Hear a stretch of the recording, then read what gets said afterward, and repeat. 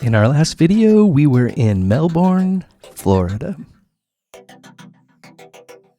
We checked out the Great Waterfront, a popular spot for viewing manatees. We explored the historic train depot. And of course, walked the streets of the historic downtown and explored some of the street art. In this video, we're in Nashville, Tennessee.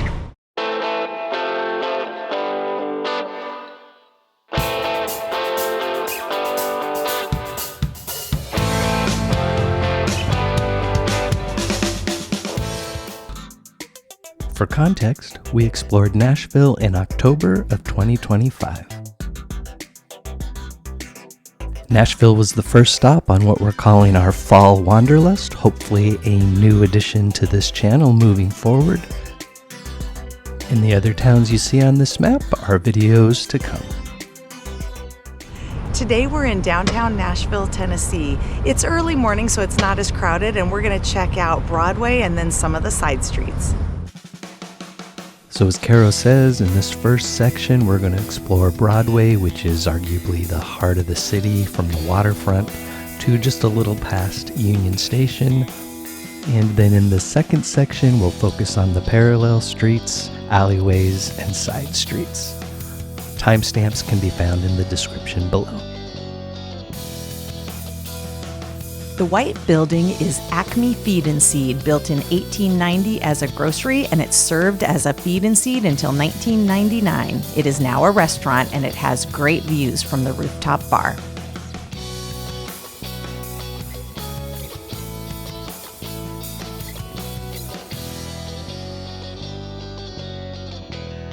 So now we're working our way up Broadway, which is the main street through downtown. It's also known as the Honky Tonk Highway, famous for live music, honky tonks, and a vibrant nightlife. And if you prefer day drinking, the bars opened around 10 o'clock and included live music.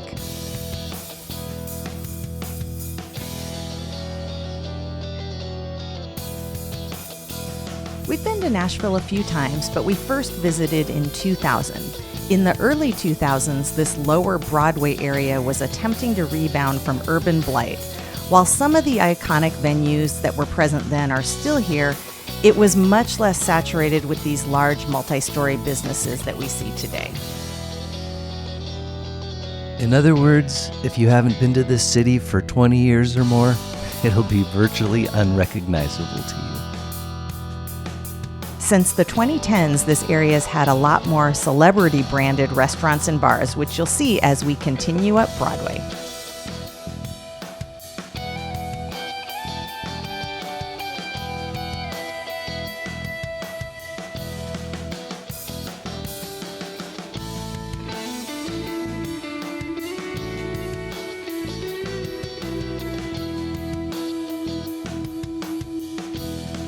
Nudi's opened in 2016. It was named to honor a tailor, Nudie Cohen, who created those rhinestone-covered suits that country stars wear, known as nudie suits.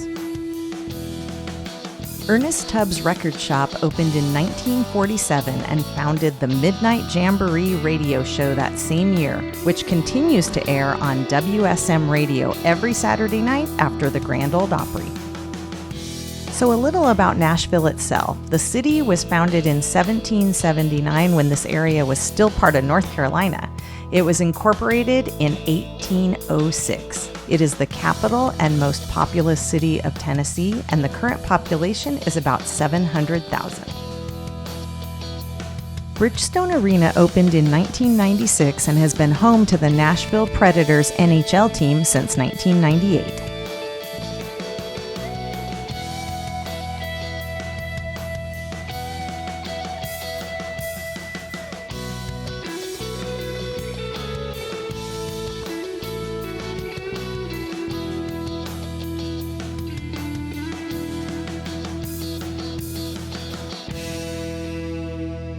This is the Customs House. President Hayes laid its cornerstone in 1877 and it opened in 1882. It housed a variety of government agencies and now serves as private offices. And directly across the street is Hume Fogg, established in 1855 as Nashville's first public school. And the Grand Lodge of the Freemasons shown here was completed in 1925 and still serves as a Masonic lodge.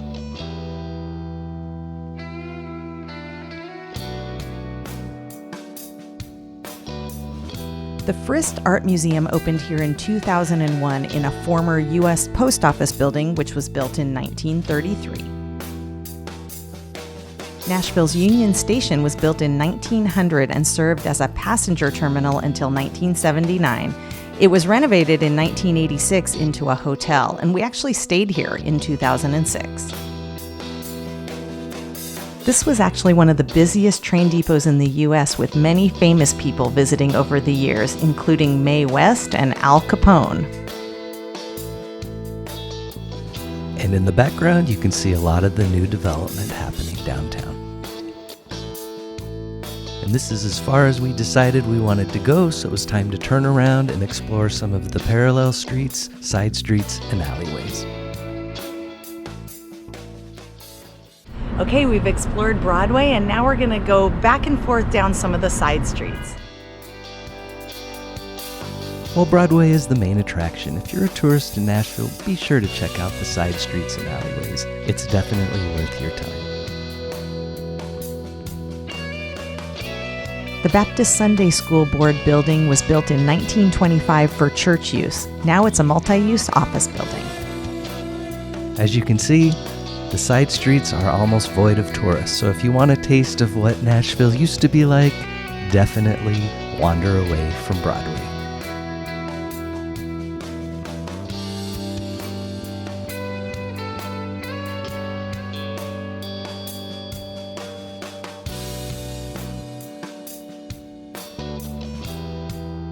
It's always nice to see a park in the heart of the downtown.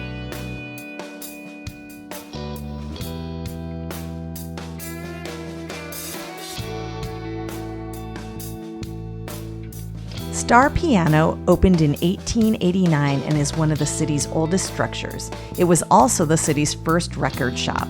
It now houses luxury vacation suites.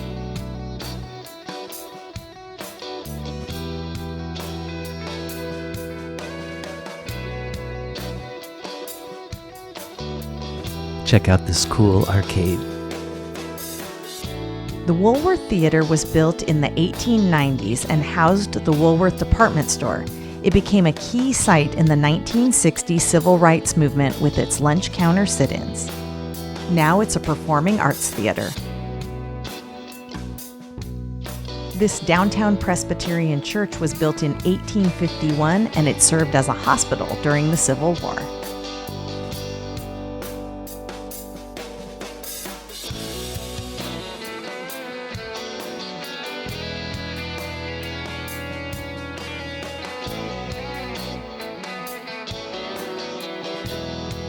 Printers Alley originated as the hub of the city's printing industry in the mid-1800s.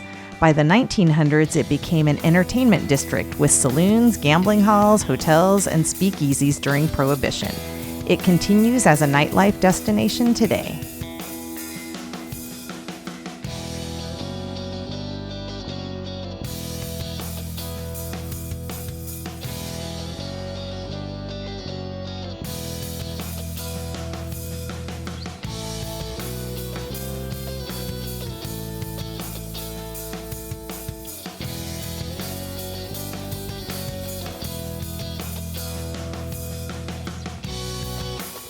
This is 2nd Avenue, which runs perpendicular to Broadway and is 1 block up from the Cumberland River. You can see significant renovation on this section after a Christmas Day bombing in 2020. You can see the impact of that here. Fortunately, the only casualty was the bomber himself. At this point, we're on 2nd, working our way back toward Broadway.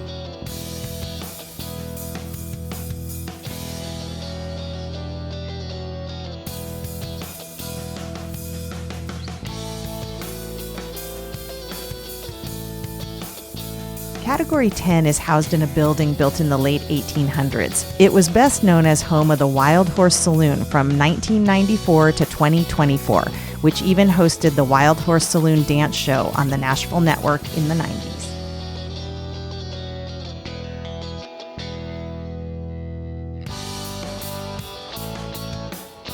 If rooftop views are your thing, you're gonna love Nashville. Virtually every one of those old buildings has been converted to have a rooftop bar. For example, here's the view from the Acme Feed and Seed building.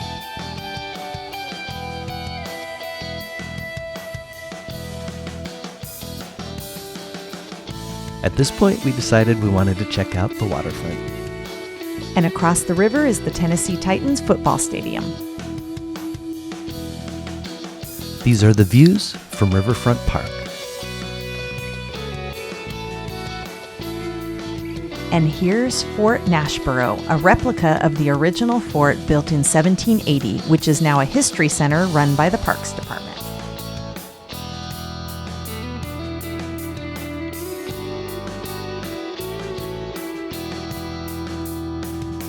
And since Nashville is the capital, we thought it would be prudent to head over and check out the Capitol buildings. Nashville was the home of two presidents, Jackson and Polk.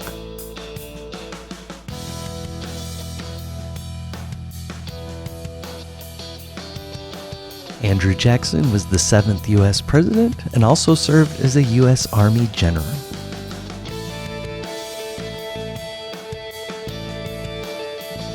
James Polk was the 11th president. And James Polk and his wife Sarah are actually both laid to rest here on the Capitol grounds.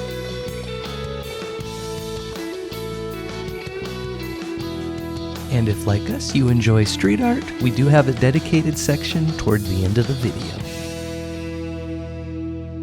So after checking out the Capitol, we realized we missed an historic landmark, the Ryman Auditorium. The Ryman was built as the Union Gospel Tabernacle in 1892, but it's been known as the Ryman Auditorium since 1904 and is served as an event venue. It was home of the Grand Ole Opry from 1943 to 1974, where every show was sold out, leading to its nickname, the Mother Church of Country Music. And a fun fact, we attended the Grand Ole Opry special event at the Ryman in 2000 in celebration of the Opry's 75th birthday.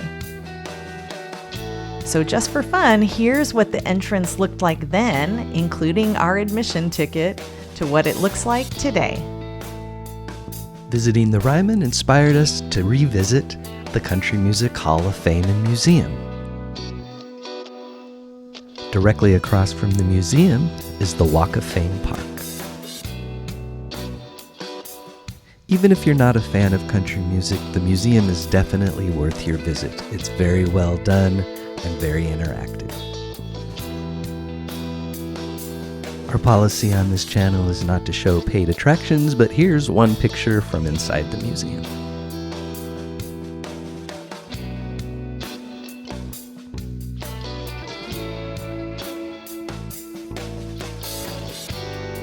And as promised, here's the street art section, and then we'll be back to wrap this video up.